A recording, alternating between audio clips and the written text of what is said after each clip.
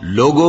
اپنے پروردگار سے ڈرو جس نے تم کو ایک شخص سے پیدا کیا، یعنی اول اس سے اس کا جوڑا بنایا، پھر ان دونوں سے کثرت سے مرد و عورت پیدا کر کے روئے زمین پر پھیلا دیے۔ اور اللہ سے ڈرو جس کے واسطے سے تم ایک دوسرے سے حقوق کا مطالبہ کرتے ہو، اور قطع رحمی سے بچو، کچھ شک نہیں کہ اللہ تمہیں دیکھ رہا ہے۔ اور یتیموں کا مال جو تمہاری تحویل میں ہو ان کے حوالے کر دو، اور ان کے پاکیزہ اور عمدہ مال کو اپنے ناقص اور برے مال سے نہ بدلو، اور نہ ان کا مال اپنے مال میں ملا کر کھاؤ کہ یہ بڑا سخت گناہ ہے۔ اور اگر تم کو اس بات کا خوف ہو کہ یتیم لڑکیوں کے بارے میں انصاف نہ کر سکو گے تو ان کے سوا جو عورتیں تم کو پسند ہوں، 2 یا 3 یا 4 ان سے نکاح کر لو۔